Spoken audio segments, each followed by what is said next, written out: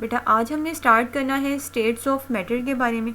States of matter में हम दो जो हैं स्टेट्स, जिनमें गैसियस स्टेट और प्लाज्मा स्टेट, इसको हम इस चैप्टर के अंदर कवर करेंगे और बाकी लिक्विड एंड सॉलिड के अलग अलग चैप्टर्स हैं। ठीक है, तो स्टार्ट करते हैं। आज हमने पढ़ना है गैसेस एंड प्लाज्मा के बारे में।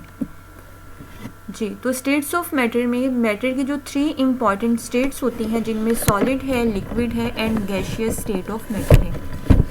इसके अलावा जो 4th स्टेट ऑफ मैटर है, जिसे आयोनिक स्टेट ऑफ मैटर भी कहा जाता है, वो है प्लाज्मा स्टेट। प्लाज्मा स्टेट जो है, इसको आयोनिक स्टेट या हॉटेस्ट स्टेट ऑफ मैटर भी कहा जाता है। वो हॉटेस्ट स्टेट इसको क्यों कहते हैं, उसके रीज़न भी अभी हम देखेंगे। एक ख़ास टेम्परेचर बच्चों होता है जिसपे मैटर की 3 स्टेट, जिनमें solid, liquid and gaseous state हैं, वो को एग्जिस्ट कर सकती हैं, लेकिन वो हर सब्सटेंस के लिए एक मखसूस टेम्परेचर होता है, जिसकी फर्दर डिटेल्स जो है वो हम फेज़ रूल के अंदर भी पढ़ेंगे।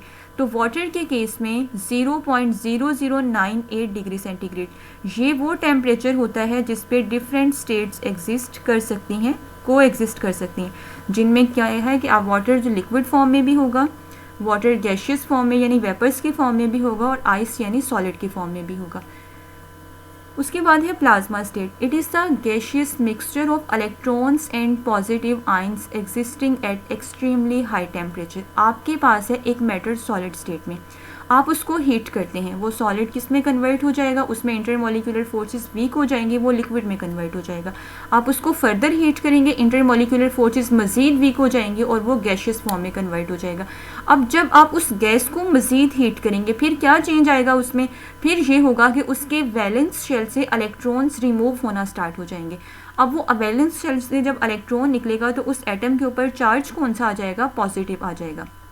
तो ये एक ऐसा मिक्सचर बन जाएगा जिसमें एटम में से जब इलेक्ट्रॉन निकला तो वो पॉजिटिवली चार्ज्ड आयन, वहीं पे इलेक्ट्रॉन्स भी प्रेजेंट तो उसी मिक्सचर के अंदर हैं, और चूंकि सारे एटम्स तो आयोनाइज नहीं होंगे, कुछ आयोनाइज्ड फॉर्म में होंगे, कुछ अनआयोनाइज्ड फॉर्म में होंगे, तो ये जो मिक्सचर बनता है आपके पास, इस मिक्सचर को बोलते हैं प्लाज्मा। अब देखें, बाकी सबकी निस्बत इसके पास एनर्जी ज़्यादा होगी ना, कि हमने सॉलिड से एनर्जी देना स्टार्ट की है, सॉलिड को एनर्जी मिली, वो लिक्विड में कन्वर्ट हो गया, लिक्विड को मिली, वो गैसियस फॉर्म में आ गया, गैसियस फॉर्म को मज़ीद हीट मिली है, तो वो तब कन्वर्ट हुई है प्लाज्मा स्टेट के अंदर।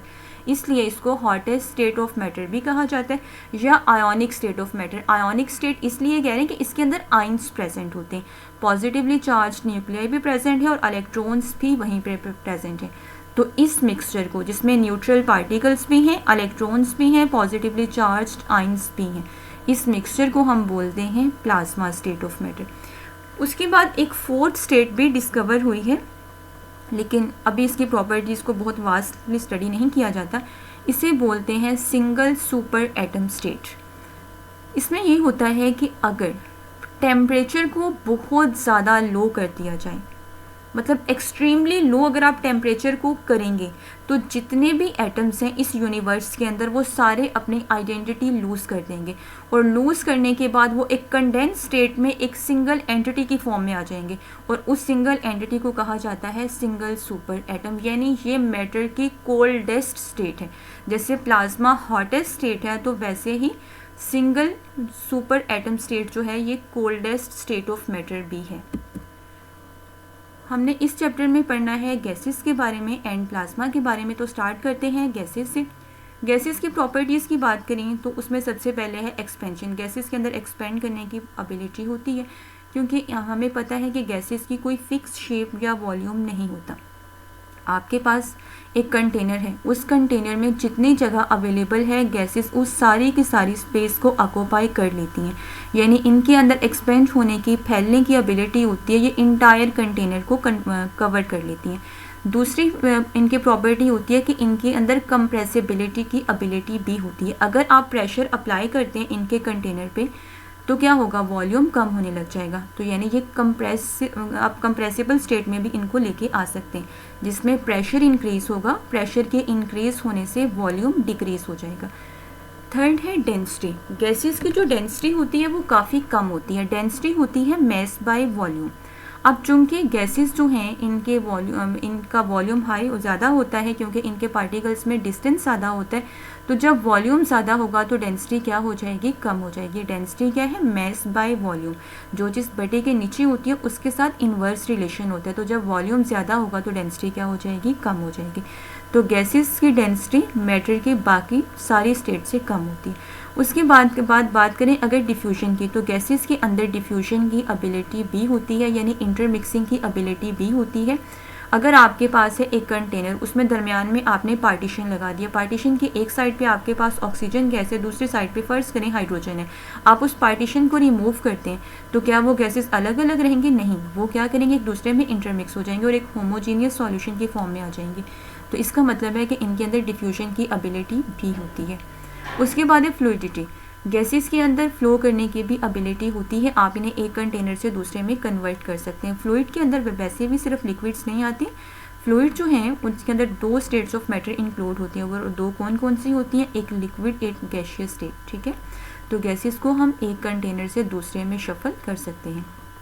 उसके बाद है प्रेशर, गैसेस के मोलिक्यूल प्रेशर एक्सर्ट करते हैं, किस पे करते हैं, जब वो आपस में कोलाइड करते हैं तो तब भी प्रेशर एक्सर्ट करते हैं, और जब वो कंटेनर की वॉल्स के साथ या जो पिस्टन ढक्कन होते हैं उनके कंटेनर के ऊपर उसकी वॉल्स के साथ जब ये कोलाइड करते हैं तो उस दौरान भी ये प्रेशर एक्सर्ट करते हैं, और इनके मॉलिक्यूल जो होते हैं वो रैंडम मोशन की स्टेट में ऑल टाइम होते हैं, क्योंकि फासले इनके अंदर काफ़ी ज़्यादा होते हैं जिससे इंटरमोलिकुलर फोर्सेस काफ़ी वीक होती हैं। उसके बाद है वर्ड और द गैस लॉज, हमने इस चैप्टर के अंदर डिफरेंट गैस लॉज को स्टडी करना है। गैस लॉज जो हैं वो मतलब काफ़ी सारे हैं, ग्रुप ऑफ लॉज है जो कि गैसेस के बिहेवियर्स को डिस्क्राइब करने में हेल्प करता है। ये डिफरेंट फैक्टर्स, डिफरेंट पैरामीटर्स के दरमियान आपको रिलेशनशिप बताते हैं कि वॉल्यूम का प्रेशर के साथ क्या रिलेशन होगा, या वॉल्यूम का टेम्परेचर के साथ क्या रिलेशन होगा, या टेम्परेचर का प्रेशर के साथ क्या रिलेशन होगा। तो इन सारे गैस लॉज को अब हम वन बाय वन स्टडी करेंगे। The gas laws were developed toward the end of 18th century by numerous scientists, और उन्हीं के साइंटिस्ट के नेम की बेस पे ही उनके लॉ को नेम दिया जाता है यूजुअली। जैसे बॉयल्स लॉ की बात करें तो बॉयल्स ने इस रिलेशनशिप को स्टडी किया था, ये रिलेशनशिप बताया था उन्होंने वॉल्यूम और प्रेशर के दरमियान। आगे हम इसको पढ़ेंगे भी कि ये क्या कहा था। चार्लिस ने बताया था वॉल्यूम और टेम्परेचर के दरमियान। काइलोसफ लॉ है जो उन्होंने रिलेशनशिप आपको बताया था टेम्परेचर और प्रेशर के दरमियान। एवोगैड्रोस ने बताया था volume and number of moles के दरमियान। और उसके बाद हम एक स्टडी करेंगे कंबाइन गैस लॉ, और फिर हम पढ़ेंगे आइडियल गैस इक्वेशन वो क्या है। तो स्टार्ट करते हैं बॉयल्स लॉ से। बॉयल्स ने जो रिलेशनशिप बताया था वो वॉल्यूम और प्रेशर में बताया था। अब आपके पास फर्ज करें एक कंटेनर है, उस कंटेनर के अंदर है गैस, पहले उसके ऊपर है प्रेशर 1 एटमॉस्फेयर, आपने प्रेशर कर दिया डबल 2 एटमॉस्फेयर कर दिया, तो वो पिस्टन नीचे आएगा, ढक्कन जो है वो उस सिलेंडर का नीचे आएगा। प्रेशर बढ़ाने की वजह से जब ढक्कन नीचे आएगा तो वॉल्यूम क्या हो जाएगा, कम हो जाएगा। तो प्रेशर बढ़ाने से वॉल्यूम कम हो गया। इस रिलेशनशिप को हम क्या कहते हैं, जिसमें एक क्वांटिटी के बढ़ाने से दूसरी कम होने लग जाए, इसे हम बोलते हैं इन्वर्स रिलेशन। तो बॉयल्स के मुताबिक वॉल्यूम और प्रेशर में इन्वर्स रिलेशन होता है। अगर आप प्रेशर को बढ़ाते हैं तो वॉल्यूम कम होने लग जाता है। अगर प्रोपोर्शनैलिटी के साइन को हम हटाएं तो वहाँ पे हमें कोई कांस्टेंट लगाना पड़ेगा। यहाँ पे k कांस्टेंट है तो ये क्या हो जाएगा, v is equal to k over p। तो p को अगर आप इक्वल के दूसरी साइड पे लेके चले जाएंगे तो ये pv is equal to k हो जाएगा। इसका मतलब है कि प्रेशर वॉल्यूम जो प्रोडक्ट है वो कांस्टेंट होता है। k की वैल्यू डिपेंड किस चीज़ पे कर रही होती है, k की वैल्यू डिपेंड कर रही होती है मैस पे, टेम्परेचर पे या नेचर ऑफ गैस पे। देखिए अगर आपने मैस, टेम्परेचर और गैस को फिक्स रखना है, क्योंकि अगर आप मैस को चेंज करते हैं तो मैस का भी डायरेक्टली रिलेशन किसके साथ होता है, मैस का भी डायरेक्टली रिलेशन वॉल्यूम के साथ होता है। अगर आपके पास एक कंटेनर में है 5 मोल गैस, एक में है 10 मोल गैस, तो जाहिर सी बात है 10 मोल का वॉल्यूम तो वैसे ही 5 मोल से ज़्यादा होता है, तो फिर ये रिलेशन जो है वो एक्जैक्ट नहीं आएगा अगर आप इन फैक्टर्स को साथ साथ चेंज करते रहेंगे। सेम टेम्परेचर का भी वॉल्यूम पे इफेक्ट होता है, टेम्परेचर का प्रेशर पे भी होता है, तो इसी तरह से नेचर ऑफ गैस। तो आपने ये सारे फैक्टर्स जो हैं ये कांस्टेंट रखने हैं, तब प्रेशर वॉल्यूम प्रोडक्ट जो है वो कांस्टेंट आएगा। उसके बाद इसी लॉ की एक सेकेंड फॉर्म भी होती है। डेंसिटी क्या होती है, मैस बाय वॉल्यूम। अभी हमने ऊपर भी बात की, तो डेंसिटी का भी वॉल्यूम के साथ कौन सा रिलेशन होता है, इन्वर्स होता है। तो जब डेंसिटी का वॉल्यूम के साथ इन्वर्स रिलेशन है और प्रेशर का भी वॉल्यूम के साथ इन्वर्स रिलेशन है। तो प्रेशर और डेंसिटी का आपस में क्या रिलेशन बनेगा, डायरेक्ट, कि अगर प्रेशर बढ़ेगा तो डेंसिटी भी बढ़ेगी और डेंसिटी बढ़ेगी तो प्रेशर भी बढ़ेगा। तो ये भी आपने सेकंड फॉर्म भी याद रखनी है, कहीं भी आपसे पूछा जा सकता है कि प्रेशर और डेंसिटी में रिलेशनशिप कौन सा होता है। आगे की डायग्रामेटिकल इसकी एक्सप्लेनेशन है कि आपके पास ये है फर्स्ट सिलेंडर, इसके अंदर आपके पास वॉल्यूम V1 है और प्रेशर जो था वो P1 था। उसके बाद जब आपने प्रेशर बढ़ा दिया है, पहले आपने यहाँ पे 5 kg का एक वेट रखा हुआ था और अब आपने 2 कर दिए, आपने प्रेशर बढ़ा दिया तो वॉल्यूम क्या हो गया है, वॉल्यूम कम हो गया है। उसके बाद है बच्चों मैथमेटिकली अगर हम देखें तो जो भी हमने ऊपर कहा है कि वॉल्यूम जो है प्रेशर के साथ इन्वर्स रिलेशन रखता है या प्रेशर का वॉल्यूम के साथ इन्वर्स रिलेशन होता है। PV जो है वो कांस्टेंट के बराबर होता है। अगर पहले आपके पास प्रेशर P1 है, वॉल्यूम V1 है, उसके बाद तो आंसर क्या होगा, कांस्टेंट होगा। उसके बाद यानी K के बराबर होगा, प्रेशर P2 हो गया है, वॉल्यूम V2 हो गया, तो आंसर फिर भी क्या होगा, कांस्टेंट होगा, यानी K ही होगा। तो जब किसी इक्वेशन की एक साइड बराबर होती है तो दूसरी ऑटोमेटिकली बराबर हो जाती है, ये मैथमेटिक्स का रूल है। तो P1 V1 किसके इक्वल हो जाएगा, P2 V2 के। उसके बाद है चार्ल्स लॉ। चार्ल्स लॉ हमें क्या बताता है कि अगर आप प्रेशर को कांस्टेंट रखते हैं तो वॉल्यूम और टेम्परेचर में डायरेक्ट रिलेशन होता है। लेकिन बस यहाँ पे ये बात याद रखनी है कि आपने जो टेम्परेचर लेना है वो केल्विन स्केल पे लेना है। अगर आप सेल्सियस या दूसरे स्केल्स पे लेते हैं तो तब ये लॉ एप्लीकेबल नहीं होता। ये इसकी आप एक लिमिटेशन भी समझ सकते हैं। तो इस लॉ के मुताबिक क्या होता है, वॉल्यूम टेम्परेचर के डायरेक्टली प्रोपोर्शनल होता है। जब आप टेम्परेचर बढ़ाते हैं, टेम्परेचर बढ़ाने से क्या होता है, मॉलिक्यूल्स के दरमियान इंटर मॉलिक्यूलर फोर्सेस मज़ीद वीक होती हैं, मज़ीद कमज़ोर होती हैं, जिससे उनके दरमियान डिस्टेंस मज़ीद बढ़ना शुरू हो जाता है। जब डिस्टेंस मज़ीद बढ़ेगा तो उससे वॉल्यूम भी क्या हो जाएगा, बढ़ जाएगा। तो ये लॉ आपको रिलेशनशिप किस किस के दरमियान बताता है, वॉल्यूम और टेम्परेचर के दरमियान, कि इन दोनों में डायरेक्ट रिलेशन होता है। फिर आप इसको मैथमेटिकली आगे हम देख भी लेंगे, ये रहा कि वॉल्यूम टेम्परेचर के डायरेक्टली प्रोपोर्शनल है। अगर हम यहाँ से प्रोपोर्शनलिटी का साइन हटाना चाहें तो हमें कांस्टेंट लगाना पड़ेगा, V = KT हो जाएगा। फिर बिल्कुल वैसे ही अगर हम ये T इस साइड पे मल्टीप्लाई हो रहा है, इधर आके क्या हो जाएगा, डिवाइड हो जाएगा, तो V/T = कांस्टेंट हो जाएगा। फिर अगर हम आपके पास पहले वॉल्यूम V1 है, टेम्परेचर T1 है, तो आंसर क्या होगा, कांस्टेंट होगा। V2 हो गया वॉल्यूम, टेम्परेचर T2 हो गया, तो आंसर फिर भी कांस्टेंट होगा। और वैसे ही जब किसी इक्वेशन की एक साइड बराबर हो तो दूसरी क्या हो जाती है, वो भी इक्वल हो जाती है। तो V1/T1 = V2/T2। उसके बाद है गाय-लुइसिक लॉ। गाय-लुइसिक लॉ जो है ये आपको रिलेशनशिप बताता है टेम्परेचर और प्रेशर के दरमियान। इसमें आपने वॉल्यूम को कांस्टेंट रखना है। ये लॉ आपसे क्या कहता है, ये आपसे कहता है कि अगर आप टेम्परेचर को बढ़ाते हैं, और ये सारे जो लॉज हैं ये किस स्टेट ऑफ मैटर के लिए हैं, गैसियस फॉर्म के लिए।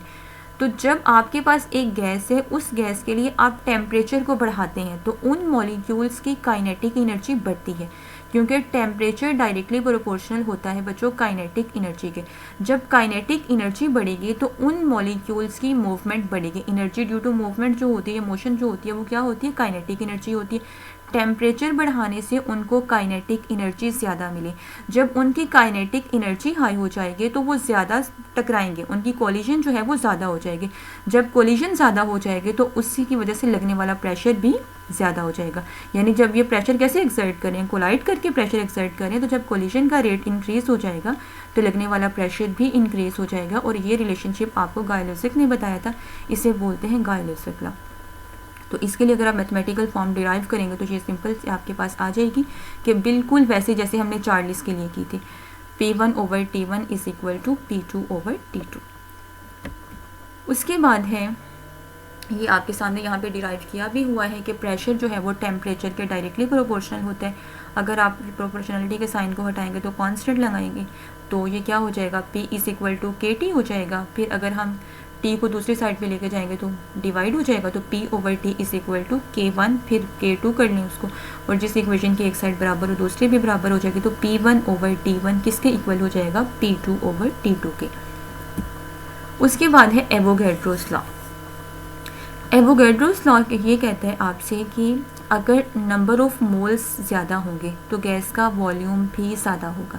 यानी वॉल्यूम जो है वो नंबर ऑफ मोल्स के डायरेक्टली प्रोपोर्शनल होता है। ये बात कॉमन लाइफ में भी हम ऑब्जर्व करते रहते हैं।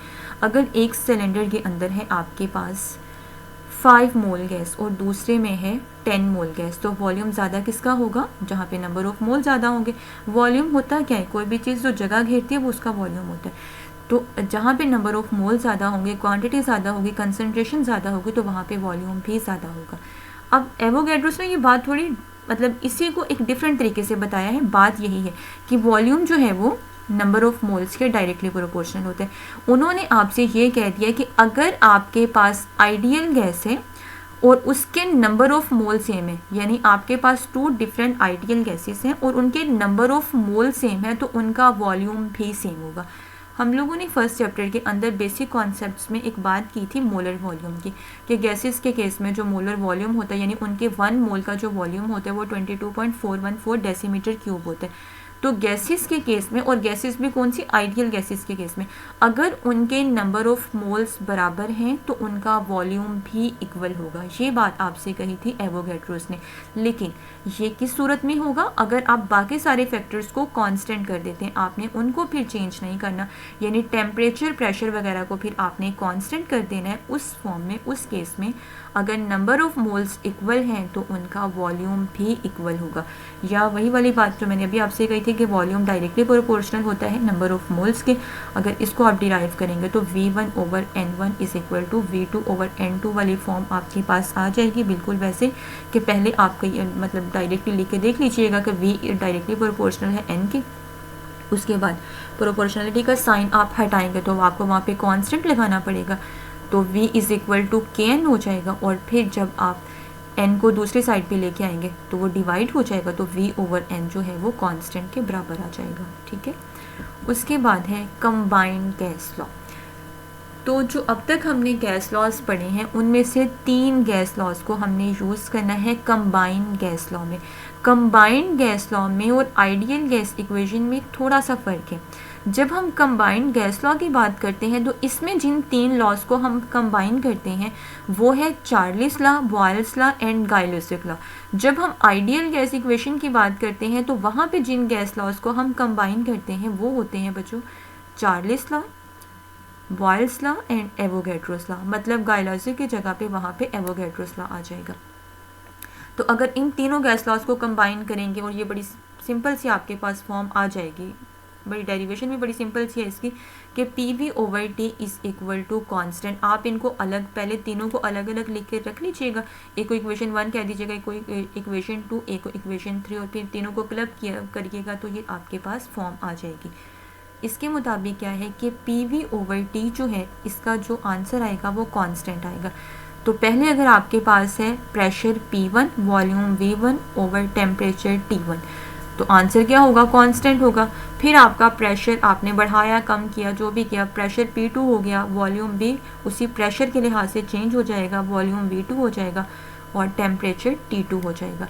तो आंसर फिर भी आपके पास क्या आएगा? कांस्टेंट आएगा। फिर वही वाली बात कि जिस इक्वेशन की एक साइड बराबर हो दूसरी ऑटोमेटिकली बराबर हो जाती है और ये फॉर्म आपके पास आ जाएगी। एप्लीकेशन ऑफ गैस लॉज, कि गैस लॉज को हम अप्लाई कहाँ पे करते हैं, क्या इनका कोई यूज़ भी होता है? तो गैस लॉज को हम बहुत सारी जगहों पे मतलब अपनी लाइफ में भी यूज़ कर रहे होते हैं, और इसके अलावा जो होते हैं ये मेट्रोलॉजिस्ट वगैरह जो वेदर प्रेडिक्शन जो लोग दे रहे होते हैं, जो लोग इन्वायरमेंटल चेंजेस को स्टडी कर रहे होते हैं, तो उन्होंने गैसेस की प्रॉपर्टीज़ को स्टडी करना होता है, तो उनके पास इन सारे फैक्टर्स का नॉलेज होना ज़रूरी है। इसी तरह से जो अभी हमने नेक्स्ट डाल्टन्स लॉ पढ़ना है, रिस्पायरेशन का जो प्रोसेस होता है या टाइडल वॉल्यूम वगैरह, ये मेडिकल उसके टर्म्स हैं, टाइडल वॉल्यूम या वाइटल कैपेसिटी। टाइडल वॉल्यूम ये होता है कि amount of air person inhale और एक्सेल, कि एक नॉर्मल इंसान जो है वो कितनी एयर को इनहेल या एक्सेल कर रहा है। इससे जो डॉक्टर्स वगैरह होते हैं या जो स्पेशलिस्ट होते हैं वो अंदाज़ा लगा लेते हैं कि आपके लंग्स की एफिशिएंसी कितनी है, यानी लंग्स की एफिशिएंसी वगैरह को चेक करने के लिए ये सारा कुछ किया जाता है। इसी तरह से एक टर्म यहाँ पे यूज़ हो रही है वाइटल कैपेसिटी की। वाइटल कैपेसिटी का मतलब ये होता है कि डीपेस्ट ब्रीथिंग, यानी एक इंसान जितना डीप ब्रीथ कर सकता है उस दौरान वो कितनी एयर को एक्सेल करता है।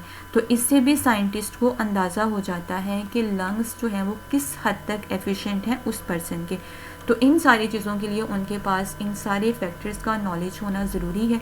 इसके अलावा थर्मोडाइनामिक्स वगैरह के अंदर हम इनको यूज़ करेंगे, फ्लूइड डायनामिक्स के अंदर इनका यूज़ होता है। तो इन गैस लॉज का नॉलेज होना ज़रूरी है बहुत सारी चीज़ों को अंडरस्टैंड करने के लिए। उसके बाद है आइडियल गैस लॉ, जिसे हम आइडियल गैस इक्वेशन भी कहते हैं। इस आइडियल गैस इक्वेशन के अंदर क्या होता है, बाकी वही बॉयल्स लॉ है, वही चार्लीस लॉ है, बस गायलोसे की जगह पे यहाँ पे हमने यूज़ करना होता है एवोगैड्रोस लॉ। तो यहाँ पे जो आपके पास फॉर्म बनती है वो होती है PV is equal to NRT। ये भी बिल्कुल वैसे ही, पहले आपने तीनों लॉज को अलग अलग इक्वेशंस की फॉर्म में लिख लेना है, उसके बाद तीनों को क्लब करोगे तो बड़ी इजीली ये फॉर्म आपके पास आ जाएगी। यहाँ पे P प्रेशर होता है, V वही वॉल्यूम है, N नंबर ऑफ मोल्स होते हैं, R होता है आइडियल गैस कांस्टेंट और T होता है टेम्परेचर। आइडियल गैसेस होती क्या हैं? अभी तक हमने जितने गैस लॉज पढ़ लिए हैं, आगे भी हमने एक दो स्टडी करने हैं, तो वो गैसेस जो इन सारे गैस लॉज को 100% फॉलो करती हैं उन्हें कहा जाता है आइडियल गैसेस या परफेक्ट गैसेस। आइडियल नाम से पता चल रहा है कि ये तसव्वुराती या ख्याली तो होती है लेकिन एक्चुअल में एग्जिस्ट नहीं करती ये। तो इनके लिए डिफरेंट जो वेरिएबल्स थे उनको हमने लॉज के फॉर्म में स्टडी किया भी है। तो आइडियल गैसेस कौन सी हैं जो कि इन सारे गैस लॉज को 100% ओबे करती हैं। ये परफेक्ट गैसेस होती हैं जो कि नेचर के अंदर एक्चुअल में एग्जिस्ट नहीं करती। फिर हम देखेंगे कि एक्चुअल में गैसेस जो हैं वो इन आइडियल बिहेवियर से डेविएट क्यों करती हैं, जो एक्चुअल गैसेस हैं वो आइडियल बिहेवियर शो क्यों नहीं करती। तो आइडियल गैसेस की प्रॉपर्टीज़ होती कौन कौन सी हैं? The gas occupies a very small space because the particle in gas is minimal।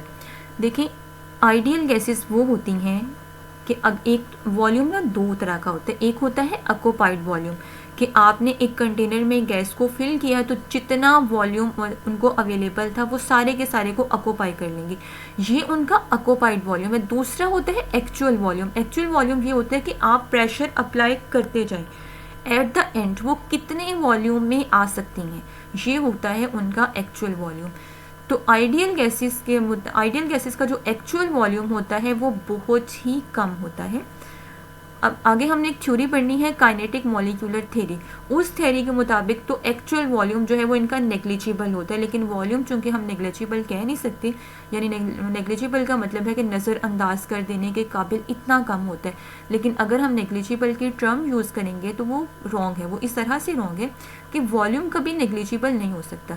देखिए अगर वॉल्यूम ही नहीं है तो इसका मतलब है वो चीज़ वहाँ पे एग्जिस्ट ही नहीं कर रही, क्योंकि अगर वो चीज़ एग्जिस्ट कर रही है तो वो कोई ना कोई स्पेस तो ऑक्यूपाई कर रही है ना, चाहे कम कर रही है लेकिन नेग्लिजिबल नहीं है, अप्रॉक्सीमेटली इक्वल टू ज़ीरो नहीं है।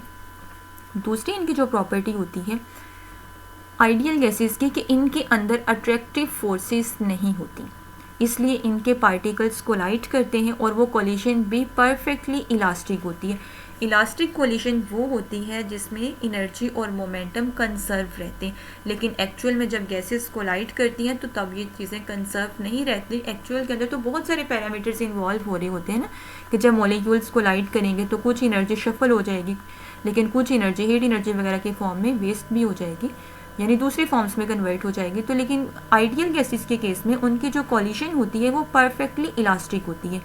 इसके बाद कि अगर इनकी जो मूवमेंट होती है तो मूवमेंट की वजह से जो एनर्जी होती है वो काइनेटिक एनर्जी होती है, और काइनेटिक एनर्जी टेम्परेचर के डायरेक्टली प्रोपोर्शनल होती है। उसके बाद ये जो गैसेस होती हैं ये छोटे छोटे पार्टिकल से मिलकर बनी होती हैं। वो जो पार्टिकल्स हैं वो एटम्स भी हो सकते हैं, मॉलिक्यूल्स भी हो सकते हैं, और इनका जो एक्चुअल वॉल्यूम होता है वो नेग्लिजिबल होता है as compare to space between them. Space no doubt इनके दरमियान काफ़ी ज़्यादा होती है। गैसेस के पार्टिकल्स जो हैं वो वाइडली अपार्ट होते हैं, एक दूसरे से काफ़ी ज़्यादा दूर दूर होते हैं, लेकिन फिर भी इनका कुछ ना कुछ वॉल्यूम होना चाहिए। लेकिन आइडियल गैसेस की थेरीज के मुताबिक जो इनका एक्चुअल वॉल्यूम होता है वो नेग्लिजिबल कंसीडर किया जा सकता है। नेक्स्ट है एप्लीकेशंस ऑफ गैस लॉ, ये हम ऊपर देख भी चुके हैं। अच्छा, यहाँ पे क्वेश्चन किया उन्होंने कि during summer when the temperature is high, and pressure is also high, a tyre is at risk of bursting. गर्मियों में टायर के जो फटने का खदशा होता है वो ज़्यादा होता है। तो उसकी रीज़न यही होती है कि टेम्परेचर ज़्यादा होता है। टेम्परेचर की वजह से जो मॉलिक्यूल गैस के टायर के अंदर प्रेजेंट हैं, एयर जो फिल आपने की हुई है, तो उनको एनर्जी ज़्यादा मिलती है। काइनेटिक एनर्जी बढ़ने से वो ज़्यादा प्रेशर एक्सर्ट करते हैं। ये कौन सा लॉ था जो अभी हमने ऊपर स्टडी किया है? गायलोजिक लॉ, जो आपसे कहता था कि टेम्परेचर जो है वो प्रेशर के डायरेक्टली प्रोपोर्शनल होता है। तो इस वजह से इन्फ्लेशन की वजह से टायर के फटने का खदशा होता है। दूसरा ये, जब क्लाइंबिंग कर रहे होते हैं, माउंटेन पे चढ़ रहे होते हैं, तो गर्मियों में इनहेलिंग ज़रा डिफ़िकल्ट हो जाती है। ऐसा क्यों होता है?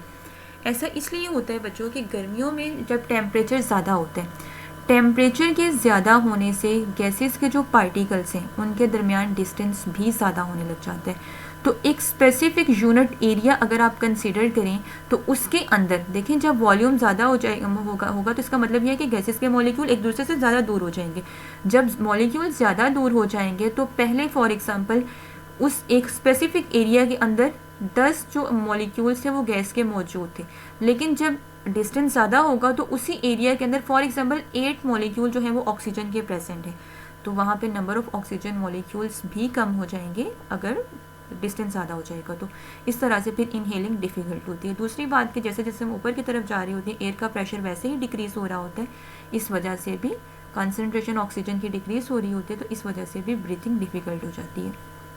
इस तरह से जो वेदर प्रेडिक्शंस वगैरह होती हैं उनके लिए भी सारी गैसेस की प्रॉपर्टीज़ को स्टडी किया जाता है। वो बड़ा एक लंबा चौड़ा सा प्रोसीजर होता है। कभी अगर आप लोगों को मौका मिले या टाइम हो तो ज़रूर स्टडी कीजिएगा कि मेट्रोलॉजिस्ट वगैरह जो होते हैं वो किस तरह से वेदर को प्रेडिक्ट करते हैं। तो इसके अलावा भी गैस लॉज के यूजेस होते हैं, जैसे अभी हमने ऊपर बात की थी कि थर्मोडाइनमिक्स के अंदर यूज़ कर रहे होते हैं, फ्लूइड डायनामिक्स के अंदर, वेदर फोरकास्टिंग के अंदर, या फिर मेडिकल डिफरेंट टर्मिनोलॉजीज जो होती हैं, टाइडल वॉल्यूम या कैपेसिटी वगैरह जो होती है, वाइटल कैपेसिटी, लंग्स वगैरह की कैपेसिटी को चेक करने के लिए, तो वहाँ पे भी गैस लॉज यूज़ हो रहे होते हैं। उसके बाद है ग्रेहम्स लॉ ऑफ डिफ्यूजन और effusion. Graham's law state that the rate of diffusion or effusion of a gas is inversely proportional to the square root of its molecular weight. अगर आपके पास एक हैवी गैस है तो उसका रेट ऑफ डिफ्यूजन या effusion कम होगा, लेकिन अगर आपके पास एक लाइटर गैस है तो उसका रेट ऑफ डिफ्यूजन या इफ्यूजन ज़्यादा होगा। तो ग्रेहम्स ने यही बात एक मैथमेटिकल फॉर्म में, एक क्वांटिटेटिव फॉर्म में आपको बता दी कि रेट ऑफ डिफ्यूजन या इफ्यूजन जो है वो मॉलिक्यूलर वेट के स्क्वायर रूट के इन्वर्सली प्रोपोर्शनल होता है। मतलब वही है कि अगर मॉलिक्यूलर वेट ज़्यादा होगा तो रेट ऑफ डिफ्यूजन या इफ्यूजन कम हो जाएगा। ठीक है। The process of intermixing gases is known as the diffusion. ये अभी ऊपर भी हमने बात की थी कि डिफ्यूजन क्या होता है, इंटरमिक्सिंग ऑफ गैसेज, और इफ्यूजन होता है कि एक स्मॉल ओपनिंग से, एक स्मॉल होल से गैसेस का एस्केप कर जाना। जैसे जब टायर पंक्चर होता है तो उसमें क्या होता है, एक स्मॉल होल से सारी गैस बाहर निकल जाती है, ये इफ्यूजन होती है। और डिफ्यूजन में क्या होता है, गैसेस जो है वो इंटरमिक्स होती हैं। तो दोनों के केस में यही होता है कि अगर लाइटर गैस होगी तो वो इफ्यूज़ भी जल्दी होगी, डिफ्यूज़ भी जल्दी होगी। अगर हैवियर गैस होगी तो उसका रेट ऑफ डिफ्यूजन या इफ्यूजन भी कम होगा। मैथमेटिकली इसको यूँ लिखा जाता है कि फर्स्ट गैस का रेट और डिवाइडेड बाय सेकंड का, तो क्या कहा था अभी इन्होंने कि इन्वर्सली प्रोपोर्शनल होता है square root of molecular weight. यहाँ पे आपके पास दो गैसेस हैं, एक को आप गैस 1 कह रहे हैं, एक को आप गैस 2 कह रहे हैं। जो फर्स्ट गैस है उसके रेट ऑफ डिफ्यूजन या इफ्यूजन को हम R1 कह रहे हैं, या rate of 1 gas divided by rate of 2, तो किसका इक्वल होगा ये √m2/m1। m2 कौन सी गैस का मैस है, मोलर मैस है सेकंड गैस का, ठीक है, और m1 जो है वो फर्स्ट गैस का। इसकी मैथमेटिकल डेरिवेशन भी आप लोग कर सकते हैं। पहले आप लोग अलग अलग गैसेस के लिए लिखिएगा कि R1 जो है वो किसके इन्वर्सली प्रोपोर्शनल है, 1/√m1। फिर दूसरी गैस के लिए लिखिएगा, फिर दोनों को क्लब कीजिएगा, ये इक्वेशन आसानी से आपके पास आ जाएगी। इसके बाद है Dalton's law of partial pressure. अगर आप इस स्टेटमेंट पे गौर करते हैं तो इससे पूरा मतलब इनका खुद ही आपको समझ आ जाता है। डाल्टन्स तो साइंटिस्ट का नेम है।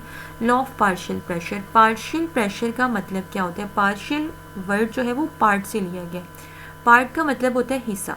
अगर एक कंटेनर है आपके पास और उसमें आपके पास 3 डिफरेंट गैसेस हैं, फ़र्ज़ करें एक आपके पास ऑक्सीजन है, एक उसमें कार्बन डाइऑक्साइड है, एक उसमें मीथेन है।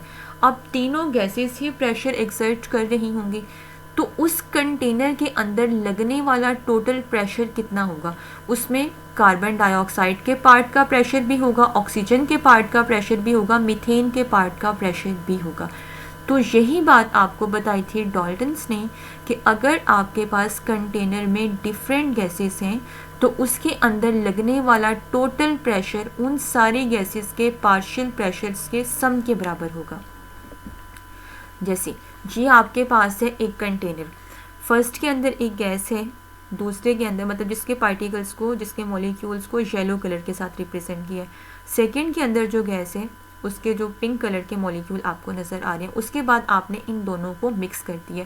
तो अब इस कंटेनर के अंदर जो प्रेशर लगेगा वो इसका प्रेशर मतलब जो फर्स्ट गैस है इसका प्रेशर है P1, जो सेकंड गैस है इसका प्रेशर है P2। तो जब आपने दोनों को मिक्स कर दिया तो जो टोटल प्रेशर होगा वो इन दोनों के पार्शियल प्रेशर्स के सम के बराबर होगा। Dalton's law of partial pressure क्या है कि जो टोटल प्रेशर है वो सारी गैसेस के पार्शियल प्रेशर्स के सम के बराबर होता है। लेकिन यहाँ पे एक बात याद रखिएगा कि पार्शियल प्रेशर जो है वो डायरेक्टली प्रोपोर्शनल होता है मोल फ्रैक्शन ऑफ गैस के। देखिए अगर एक गैस की क्वांटिटी जो है वो ज़्यादा है तो जाहिर सी बात है उसकी वजह से लगने वाला प्रेशर भी ज़्यादा होगा। आप इसको यूँ समझ लें कि जैसे अभी हमने कहा था कि कंटेनर के अंदर हमारे पास 3 डिफरेंट गैसेस हैं, एक आपके पास ऑक्सीजन है, एक आपके पास मीथेन है और एक आपके पास कार्बन डाइऑक्साइड है। हम फ़र्ज़ करें कि ऑक्सीजन के नंबर ऑफ मोल्स 2 हैं, मीथेन के 4 हैं और कार्बन डाइऑक्साइड के 6 हैं। तो अब यहाँ पे नंबर ऑफ मोल्स हाईएस्ट किसके हैं? कार्बन डाइऑक्साइड के। तो जाहिर सी बात है वो प्रेशर भी ज़्यादा एक्सर्ट करेंगे। मीथेन के नंबर ऑफ मोल उससे कम है तो मीथेन की वजह से लगने वाला प्रेशर कार्बन डाइऑक्साइड की वजह से लगने वाले प्रेशर से कम होगा। इस तरह ऑक्सीजन के नंबर ऑफ मोल्स और भी कम हो गए तो इनकी वजह से लगने वाला प्रेशर और कम हो जाएगा। लेकिन टोटल प्रेशर उन सब को ऐड करके ही आपके पास आएगा और यही है Dalton's law of partial pressure.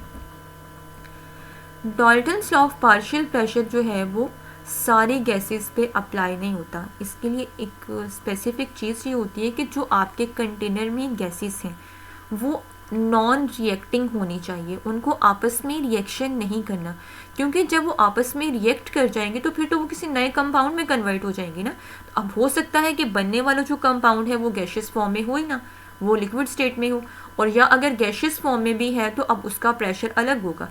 तो गैसेस का जो मिक्सचर आपने यूज़ करना है वो नॉन रिएक्टिंग होना चाहिए। जैसे अमोनिया और HCl अगर आप यूज़ करते हैं ना, एक कंटेनर के अंदर आपने अमोनिया और HCl को फिल कर दिया और आप कहें कि अमोनिया की वजह से लगने वाला प्रेशर और HCl के लगने वजह से लगने वाला प्रेशर जो है वो टोटल प्रेशर होगा। नहीं, ऐसा नहीं होगा, क्योंकि अमोनिया और HCl फ़ौरन रिएक्शन कर जाएंगे एक दूसरे के साथ और ये अमोनियम क्लोराइड में कन्वर्ट हो जाएंगे। ठीक है, NH4Cl आएगा, यहाँ पे 3 नहीं आएगा। तो ये अमोनियम क्लोराइड जो है ये आपके पास बन जाएगा। तो यहाँ पे फिर टोटल प्रेशर जो है वो नहीं आप फाइंड कर सकते। इसी तरह से अगर आप हाइड्रोजन और क्लोरीन यूज़ करते हैं तो वो HCl में कन्वर्ट हो जाएंगे, तो उस केस में भी Dalton's law of partial pressure जो है वो अप्लाई नहीं होगा। अब आ जाते हैं काइनेटिक थ्योरी ऑफ गैसेस। अब ये समझ लें कि काइनेटिक थ्योरी जो है वो गैसेस की, वो आइडियल गैसेस की सारी प्रॉपर्टीज़ को एक जगह पे कलेक्ट कर देने का नाम है, कि आइडियल गैसेस की सारी प्रॉपर्टीज़ को कम्प्लीटली डिस्क्राइब करती है ये थ्योरी। लेकिन इसके अपने भी कुछ फॉल्टी पोस्टुलेट्स हैं जो कि हमने लास्ट पे पढ़ने भी हैं। कौन कौन से पोस्टुलेट्स हैं? कुछ तो वही हैं जो ऊपर हमने आइडियल गैसेस के कैरेक्टरिस्टिक में स्टडी भी की हैं। तो फर्स्ट वन है कि gases are made up of many similar particles, atoms or molecule. कि गैसेस जो होती है इनके पार्टिकल्स का साइज़ बहुत छोटा होता है और इनका वॉल्यूम, एक्चुअल वॉल्यूम जो होता है वो नेग्लिजिबल होता है। अब ये पॉइंट आपने अपने माइंड में रखना है, क्योंकि लास्ट पे जब हम फॉल्टी पोस्टुलेट्स को डिस्कस करेंगे तो वहाँ पे हम इसको दोबारा भी पढ़ेंगे। ये बात हमने ऊपर भी की है कि वॉल्यूम नेग्लिजिबल नहीं हो सकता, वॉल्यूम कम ज़रूर हो सकता है, लेकिन नेग्लिजिबल की टर्म हम उसके लिए यूज़ नहीं कर सकते। At normal temperature and pressure there is no force of attraction between the particles. ये भी इसका फॉल्टी पोस्टुलेट्स में हम पढ़ेंगे। क्यों? क्योंकि देखें गैसेस के दरमियान वीक इंटरमोलिकुलर फोर्सेस होती हैं, लेकिन ये कहना कि नो फोर्स ऑफ अट्रैक्शन ये ठीक नहीं है। अगर इनके दरमियान कोई अट्रैक्शन की फोर्स प्रेजेंट ही ना होती तो हाँ क्या हम इनको लिक्विड में कन्वर्ट कर सकते? फिर तो इसका मतलब ये था कि आप जो मर्जी करते रहें, आप उनके पार्टिकल्स को जितना मर्जी करीब ले आए, उनके अंदर कोई अट्रैक्शन जो है वो जनरेट नहीं होना था, तो फिर इन गैसेस को लिक्विड में कन्वर्ट नहीं होना चाहिए था। लेकिन गैसेस की हम लिक्विफेक्शन कर सकते हैं, उनको हम लिक्विड में कन्वर्ट कर सकते हैं, जो कि इस बात की कंफर्मेशन है कि इनके अंदर अट्रैक्टिव फोर्सेस प्रेजेंट होती हैं, चाहे बहुत कम होती हैं लेकिन होती ज़रूर हैं। Particles of gases are in constant and random motion. Gases के पार्टिकल्स जो होते हैं वो मुसलसल मूवमेंट में होते हैं, मोशन में होते हैं, वो कोलाइड करते हैं, आपस में भी करते हैं, कंटेनर की वॉल के साथ भी करते हैं। उनकी जो मोबिलिटी इलेक्ट्रिक होती है, रैंडम होती है, कोई मतलब स्पेसिफिक डायरेक्शन में उन्होंने मूव नहीं करना होता, रैंडम मोशन होती है गैसेस के पार्टिकल्स की। और इस कॉलिशन के रिजल्ट में वो प्रेशर भी एक्सर्ट करते हैं, लेकिन उनकी कॉलिशन परफेक्टली इलास्टिक होती है। इलास्टिक का मतलब वही कि उस दौरान मोमेंटम और एनर्जी जो है वो कंजर्व रहते हैं, वो चेंज नहीं होते। At any particular time, different particles in the gas have different speeds and hence different kinetic energies। ये बहुत इंपॉर्टेंट पॉइंट है, इसको हमने फर्दर एक्सप्लोर भी करना है कि एक ख़ास टाइम पे अगर आप देखें तो गैसेस के जो डिफरेंट पार्टिकल्स होंगे, जो डिफरेंट मॉलिक्यूल्स होंगे, उन सब की स्पीड जो है वो एक जैसी नहीं होगी, सबकी स्पीड डिफरेंट होती है। अब जब सबकी मूवमेंट की स्पीड डिफरेंट है तो ऑब्वियसली उनकी काइनेटिक एनर्जी भी डिफरेंट होगी। यही मैक्सवेल डिस्ट्रीब्यूशन में हमने देखना भी है। Kinetic energy, kinetic theory of gas postulate is useful in understanding the macroscopic properties from the microscopic properties. तो ओवरऑल एक मैक्रोस्कोपिक लेवल पे, एक बड़े लेवल पे गैसेस को स्टडी करने के लिए अगर हम KMT को स्टडी कर लें तो हमें गैसेस की ऑलमोस्ट सारी प्रॉपर्टीज़ पता चल जाती है। गैसेस जो है वो टाइनी पार्टिकल से मिलके बनी होती हैं, इनका जो डिस्टेंस होता है इनके पार्टिकल्स में वो इनके साइज़ की निस्बत भी काफ़ी ज़्यादा होता है। इनके पार्टिकल्स कांस्टेंट मोशन में होते हैं, ये बात हम कर चुके हैं। ये आपस में भी कोलाइड करते हैं, ये पिस्टन के जो वॉल्स होती हैं उनके साथ, पिस्टन और वॉल्स के साथ भी कोलाइड करते हैं। अब गैस के जो मॉलिक्यूल्स हैं उनका कोई ना कोई मैस होता है m, और वो किसी ना किसी वेलोसिटी v के साथ मूव भी कर रहे होते हैं। तो जब वो कोलाइड करते हैं उस कॉलिशन की वजह से मोमेंटम प्रोड्यूस होता है। मोमेंटम मैस और वेलोसिटी का प्रोडक्ट होता है। तो जब मोमेंटम प्रोड्यूस होता है तो अब उन्होंने जब कोलाइड किया है तो वहाँ पे प्रेशर एक्सर्ट किया है, फोर्स लगाई है, फोर्स पर यूनिट एरिया ही प्रेशर होता है। यानी मोमेंटम एक्सर्ट किया, इस दौरान फोर्स उन्होंने लगाई, फोर्स जो एक मखसूस एरिया पे लगती है उसे ही प्रेशर कहा जाता है। इसी तरह से हम कहते हैं कि गैसेस जब कोलाइड करती हैं तो वो प्रेशर एक्सर्ट करती हैं और इनकी कॉलिशन परफेक्टली इलास्टिक होती है। इनके मॉलिक्यूल्स की जो एवरेज काइनेटिक एनर्जी होती है वो टेम्परेचर के डायरेक्टली प्रोपोर्शनल होती है। Higher the temperature higher will be the kinetic energy. The molecule do not exert any force of attraction or repulsion on one another except during collision। इनके मुताबिक कि जब आइडियल गैसेस में कि आप इनके मॉलिक्यूल सिर्फ उस टाइम एक दूसरे से जब कोलाइड करते हैं तब वो प्रेशर तो एक्सर्ट करते हैं, लेकिन उनमें अट्रैक्शन की फोर्सेस या रिपल्जन की फोर्सेस प्रेजेंट नहीं होती, लेकिन फोर्सेस प्रेजेंट होती हैं एक्चुअल में, रियल गैसेस में। ये कर्व है, इसमें हम लोगों ने y एक्सिस पे लिए हैं नंबर ऑफ मॉलिक्यूल्स और x एक्सिस पे है स्पीड। इसे कहा जाता है मैक्सवेल बोल्ट्जमैन डिस्ट्रीब्यूशन कर्व। इसमें आपको 3 तरह की स्पीड नज़र आ रही है, एक रूट मीन स्क्वायर स्पीड, एक एवरेज स्पीड, एक मोस्ट प्रोबेबल स्पीड। अगर आपके पास एक कंटेनर है, उस कंटेनर में बहुत सारे गैसेस के मॉलिक्यूल हैं, तो ऐसे मॉलिक्यूल जिनकी स्पीड बहुत ही कम हो या बहुत ही ज़्यादा हो, ऐसे बहुत कम मॉलिक्यूल होते हैं जो एक्सेप्शनल होते हैं कि जिनकी या तो स्पीड बहुत ही कम है या बहुत ही ज़्यादा है। ज़्यादातर मॉलिक्यूल की जो स्पीड होती है उसे कहा जाता है मोस्ट प्रोबेबल स्पीड, कि जिसकी प्रोबेबिलिटी सबसे ज़्यादा होगी वो स्पीड कौन सी है, मोस्ट प्रोबेबल। सेकंड है एवरेज स्पीड, एवरेज का मतलब ये है कि आपने कुछ मॉलिक्यूल की स्पीड लेके उनका एवरेज फाइंड कर लिया। थर्ड है रूट मीन स्क्वायर वेलोसिटी या रूट मीन स्क्वायर स्पीड। तो ये क्या होती है कि आपने पहले जो गैसेस के मॉलिक्यूल हैं उनके स्पीड का मीन फाइंड किया, और मीन भी डायरेक्टली नहीं, मतलब पहले आपने गैसेस के जो वेलोसिटी है उसका स्क्वायर लिया, फिर आपने उसका मीन लिया, और फिर आपने उसका root mean square under root ले लेना है। यानी कि स्क्वायर वेलोसिटी का जब आप अंडर रूट ले लेते हैं तो वो बन जाती है रूट मीन स्क्वायर वेलोसिटी। तो ये 3 तरह के वेलोसिटीज़ के चांसेस होते हैं एक कंटेनर के अंदर जो गैस के मॉलिक्यूल प्रेजेंट होते हैं उनमें, मोस्ट प्रोबेबल, एवरेज और root mean square velocity. A plot of the fraction of molecule in the gas versus the speed of molecule, ये आपने ऊपर वाले ग्राफ में देख लिए, उसे कहा जाता है मैक्सवेल बोल्ट्जमैन डिस्ट्रीब्यूशन कर्व। तो अभी मैंने आपसे क्या कहा था कि the percentage of molecule with a very high और very low speed is extremely small, कि जो एक्सेप्शनल होते हैं कि जिनकी स्पीड या तो बहुत ही ज़्यादा है या बहुत ही कम है, ऐसे केसेस बहुत कम होते हैं। ज़्यादातर मॉलिक्यूल की जो स्पीड होती है उसे मोस्ट प्रोबेबल स्पीड कहा जाता है, और जब हमने उसका ग्राफ ड्रॉ किया तो वो आपने देख लिया कि इसमें भी सबसे ज़्यादा चांसेस किसके हैं, मोस्ट प्रोबेबल स्पीड के ही हैं। इन तीनों का रिलेशन आपने MCQs के लिए याद रखना है। एवरेज स्पीड क्या होती है कि आपने कुछ मॉलिक्यूल्स लेके उनकी स्पीड का एवरेज निकाल लिया, और इसको फाइंड करने का जो फार्मूला है ये भी आपने याद रखना है। समटाइम MCQs वगैरह में पूछ लिया जाता है कि √8 kT/πm, इसके कंप्लीट डेरिवेशन अगर आप लोग करना चाहें तो आपकी बुक में मैक्सवेल डिस्ट्रीब्यूशन कर्व के अंदर ये कंप्लीट सारा उन्होंने बताया, लेकिन आपका वास्ता मेनली इन्हीं चीज़ों के साथ पढ़ना जो मैंने यहाँ पे ऐड कर दी है, इनको आपने अच्छे तरीके से कवर करना है। ये फार्मूला आप लोगों ने याद रखना है कि एवरेज वेलोसिटी फाइंड करने का फार्मूला क्या होता है, √8 kT/πm। यहाँ पे के होता है बोल्ट्जमैन कांस्टेंट, टी टेम्परेचर है, m मैस है।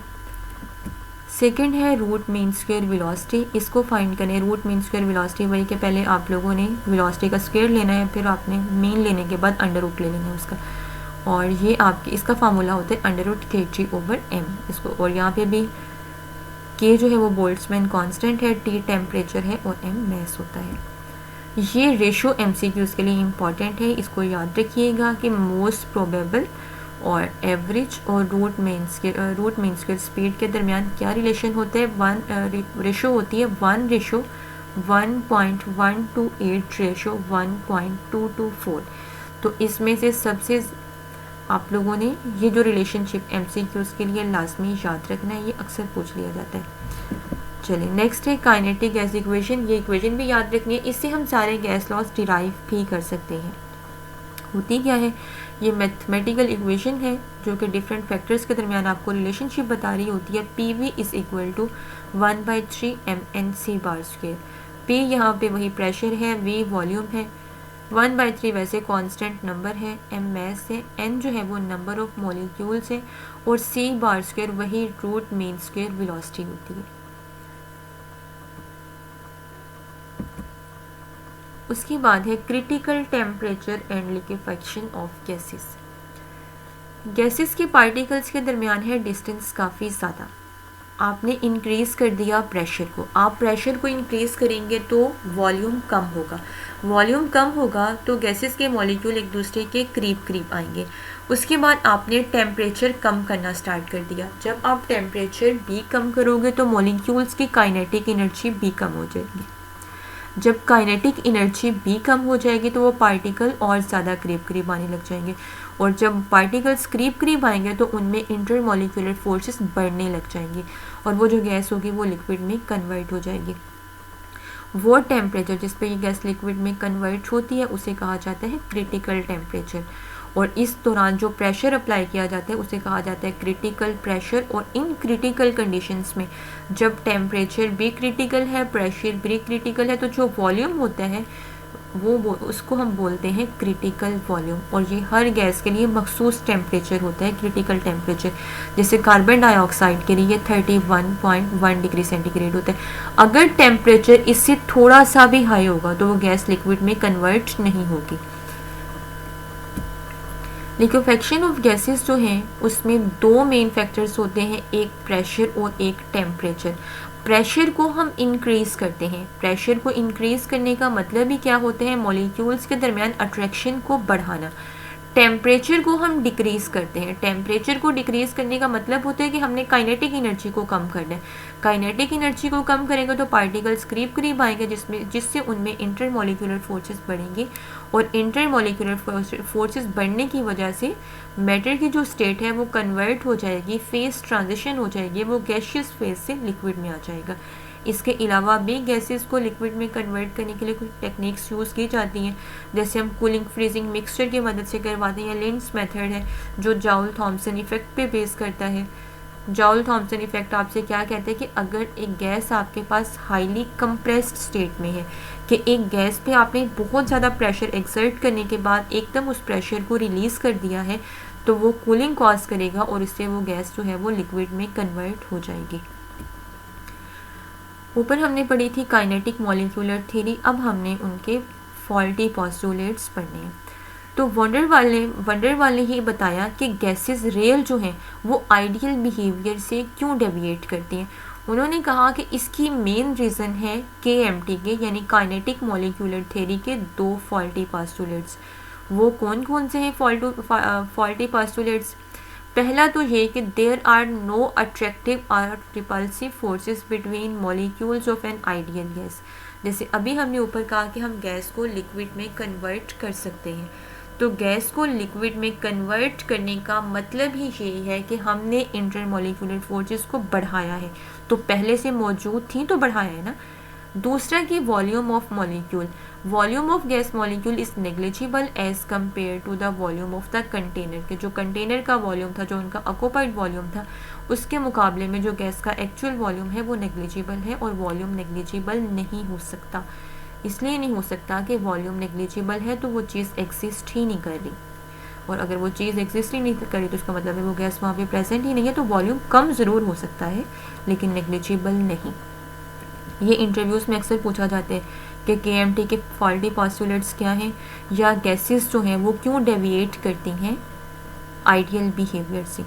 और मेनली गैसेस जो डेविएट करती हैं वो लो टेम्परेचर पे करती हैं और हाई प्रेशर पे करती हैं। तो लो टेम्परेचर पे ऐसा क्या होता है कि गैसेस जो हैं वो डेविएट ज़्यादा करती हैं। At higher temperature kinetic energy जो मॉलिक्यूल्स की होती है वो हाई होती है, जिससे क्या होता है कि मॉलिक्यूल्स एक दूसरे से ज़्यादा दूर दूर होते हैं। ज़्यादा दूर होने की वजह से उनमें अट्रैक्टिव फोर्सेस जो हैं वो काफ़ी कमज़ोर हो जाती हैं। लेकिन लोअर टेम्परेचर पे काइनेटिक एनर्जी कम होती है। काइनेटिक एनर्जी कम होने की वजह से पार्टिकल्स करीब आ जाते हैं, जिससे इंटरमॉलिक्यूलर फोर्सेस बढ़ने लग जाती हैं। अब अगर तो वो आइडियल गैस होती तो आइडियल गैस के करैक्टरिस्टिक के मुताबिक तो उसमें फोर्सेस प्रेजेंट ही नहीं होनी चाहिए, लेकिन लोअर टेम्परेचर पे चूँकि फोर्सेस बढ़ जाती हैं इसलिए वो आइडियल बिहेवियर से डेविएट करना शुरू हो जाती हैं। आगे डिफरेंट गैसेस के उन्होंने बता भी दिए हैं कि इस टेम्परेचर पे ये गैस जो है वो लिक्विड में कन्वर्ट हो रही है, जिसका मतलब ये है कि उनके पार्टिकल्स करीब आ रहे हैं, तो वो नॉन आइडियल बिहेवियर की तरफ जा रही हैं। सेम यही होता है at high pressure. High pressure पे क्या होता है, डेविएशन फिर ज़्यादा हो जाती है, क्योंकि जब प्रेशर कम था, जैसे इस फर्स्ट कंटेनर के अंदर अगर आप लोग देखें तो इस पे प्रेशर कम है। प्रेशर कम होने की वजह से जो पार्टिकल्स हैं वो दूर दूर हैं। यहाँ पे प्रेशर बढ़ गया, प्रेशर बढ़ने की वजह से वो पार्टिकल्स करीब आ गए। तो हाई प्रेशर के स्टेट में क्या होता है कि उनके पार्टिकल्स करीब आ जाते हैं, जिससे उनमें इंटरमॉलिक्यूलर फोर्सेस इंक्रीज हो जाती हैं, और जब इंटरमॉलिक्यूलर फोर्सेस बढ़ जाएंगे तो वो आइडियल बिहेवियर से डेविएट करेंगे। उसके बाद है कंप्रेसिबिलिटी फैक्टर। कंप्रेसिबिलिटी फैक्टर क्या है, PV is equal to nRT। इसे हमने कहा था आइडियल गैस इक्वेशन। अगर यहाँ पे n यानी नंबर ऑफ मोल 1 हो जाए तो ये क्या हो जाएगा, PV is equal to RT।